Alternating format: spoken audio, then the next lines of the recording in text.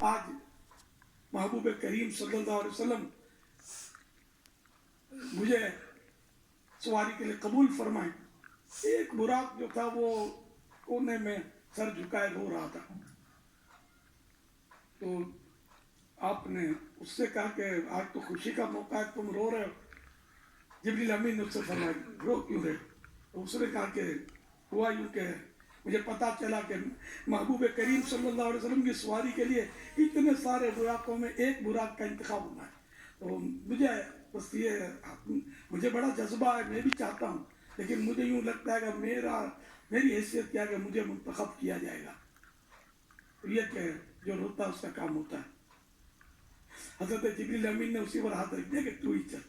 خیر تو اسی براق کو لے لیا گیا, اور دیکھتے ہی دیکھتے اس میں بہت سارا حسن و جمال پیدا ہو گیا, بہت خوبصورتی میں اضافہ ہو گیا اس میں.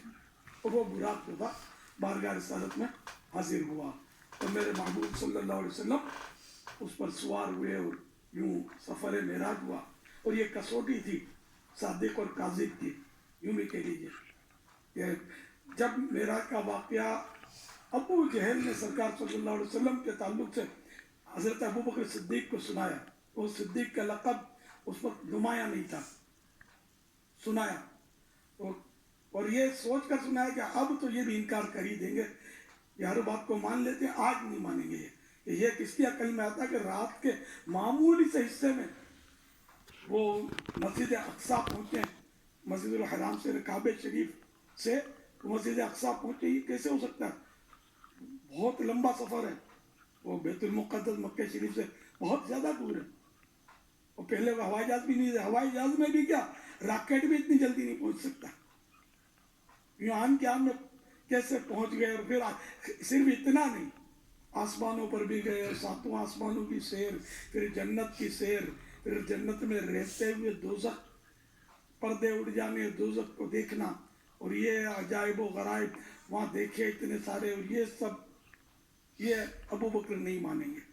تو اس نے خوشی خوشی حضرت ابو بکر رضی اللہ عنہ کو یہ بتایا کہ اب تو بھائی تمہارے جو صاحب ہیں, تمہارے دوست, تمہارے ساتھی, تمہارے بزرگ, اب تو بالکل ایسی کی باتیں کرنے لگے. تو آپ نے فرمایا کہ میرے صاحب, میرے آقا, میرے محمد صلی اللہ علیہ وسلم اگر یہ فرما رہے ہیں, میں نے مانا ہے نا. اصلی بننے والے سوچنے والے ہے ہی نہیں کہ سرکار صلی اللہ علیہ وسلم جو بھی فرمائے حق حق حق حق کے سوا کچھ نہیں.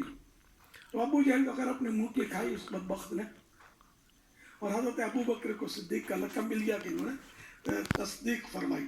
ویسے یہ بھی صدیق کے لقب کی وجہ بتائی جاتی ہے کہ آپ نے سچے, کبھی جھوٹ بولتے ہی نہیں تھے. سچائی میں آپ پہلے بھی کہ یہ سردار تھے, متقی تھے.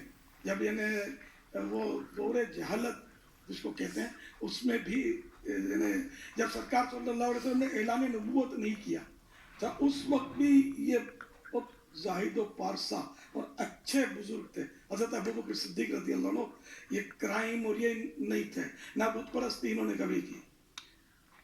بہت عالی شان ان کا. حضرت نے اتنا پیارا واقعہ بیان کیا ہے کہ وہ جب یہ صدیق اکبر چھوٹے سے تھے تو ان کے والد صاحب ان کو لے آئے وہ بت کے پاس کہ یہ تمہارا معبود ہے, تمہارا سچا خدا ہے وغیرہ.